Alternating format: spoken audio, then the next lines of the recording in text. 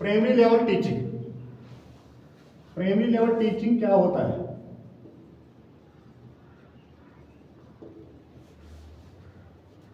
अभी तक जो हमने बताया था केजी लेवल। केजी में हमने बताया था होम से जब बच्चा पढ़ता है, स्टार्ट करता है, that is called as pre nursery, and then it comes to the institute.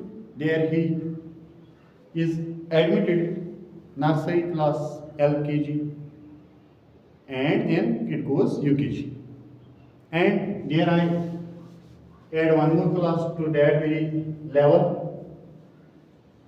that we called as first standard. तो यहाँ से हम कहेंगे pre nursery, nursery, LKG and UKG, and also first. तो वहां से हमने बताया था कि एक मेन चीज होता है कि प्ले वे मेथड से इनको हम पढ़ाएंगे।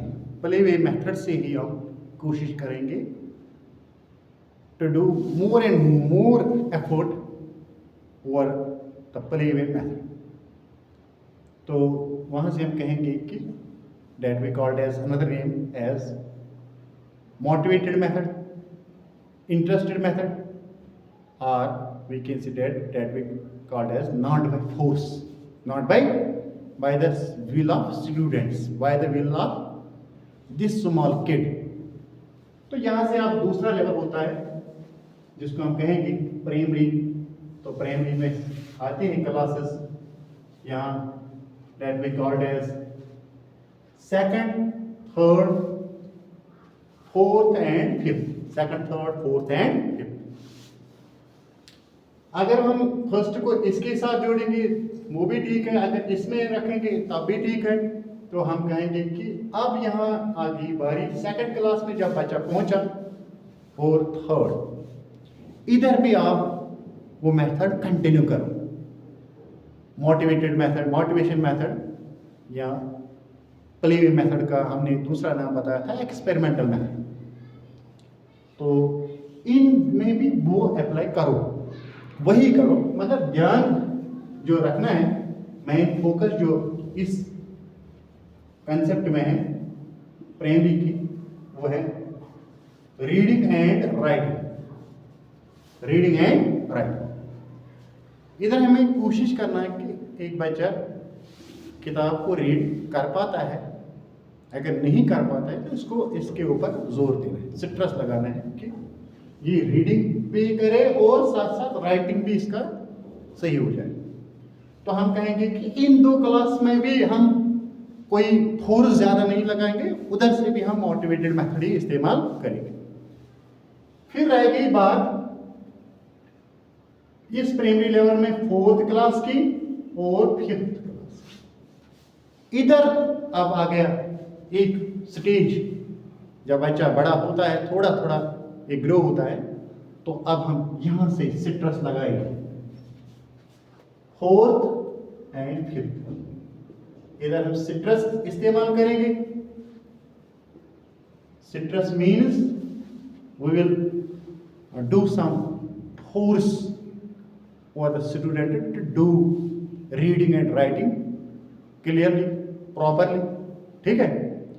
तो एक टीचर वहाँ अब क्या करेगा, कोशिश करेगा कि अब थोड़ा सा फोकस करना है, थोड़ा सा और हल्का सा डांट भी कर सकता है कि नहीं, अगर आपका रीडिंग अभी ठीक नहीं हुआ है थर्ड तक, तो आप इस क्लास में आप थोड़ा सा घर में मेहनत करो, इधर भी आप ध्यान रखो।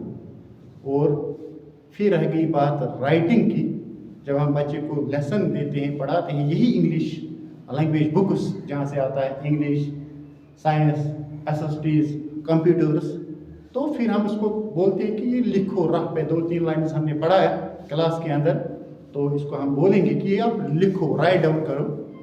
तो वहाँ से अगर इसने लिखा, जब हम उसको चेक करते हैं, टीचर इसको चेक करता है, तो टीचर को वहाँ से थोड़ा स्ट्रेस देना है कि इसने लिखा क्या है, क्या इसने लेटर्स ऑफ द वर्ड्स सही लिखे हैं, that we called as 4 line की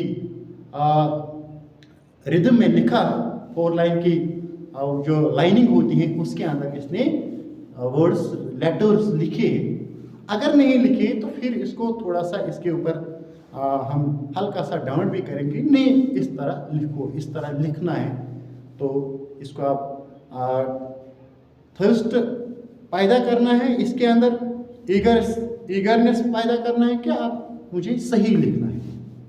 तो तब हम यहाँ बताएंगे कि इस प्राइमरी लेवल के टीचिंग में हम बोलेंगे, ये कहेंगे कि इसका जो मेन फोकस होता है रीडिंग एंड राइटिंग, ये क्लियर होना चाहिए इसको, ठीक। तो इसके बाद अगर हम मैथ्स में बताएंगे, वो हमने थोड़ा बताया था अलग एक टॉपिक में, 8th लेवल तक मैथमेटिक्स का स्टैंडर्ड क्या होना चाहिए एक बच्चे को। तो यहाँ हम बताएंगे इसके जो 4 ऑपरेशंस होते हैं मैथमेटिक्स में, वो होता है division, multiplication, addition and subtraction. ये इसको आना चाहिए। इसमें मैं ये भी कहता हूँ कि अगर ज़्यादा बड़े नंबर का डिवीजन और मल्टीपल नहीं आएगा, मैं छोटे छोटे नंबर का आना चाहिए। तो इसके साथ और वो होता है less than, greater than, increasing order, decreasing order, place values.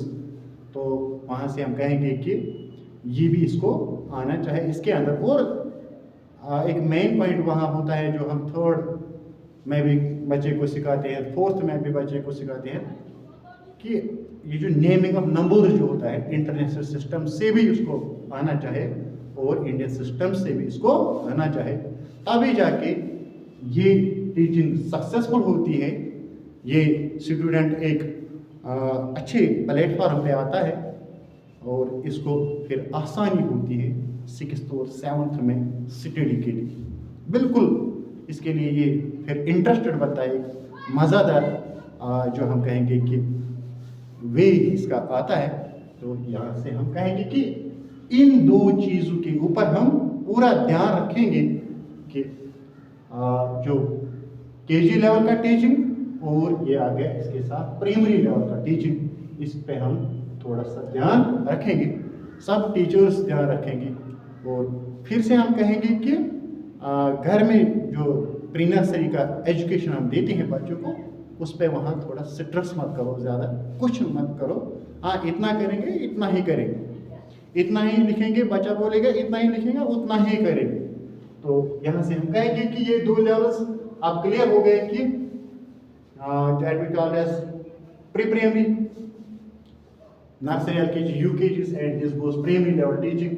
तो यहाँ हम इन 2 क्लास के ऊपर स्ट्रेस करेंगे रीडिंग और राइटिंग क्लियर करने के लिए, तब जाके इनको आसानी होगी नए एक स्टैंडर्ड की, जिसको हम मिडल कहते हैं। तो 6th में जब ये बच्चा जाएगा, वहाँ से इसको कुछ भी कंफ्यूजन नहीं होगा, कुछ भी प्रॉब्लम नहीं होगा, फिर ये वहाँ से नए एक स्टडी की तरफ जाएगा, ठीक है।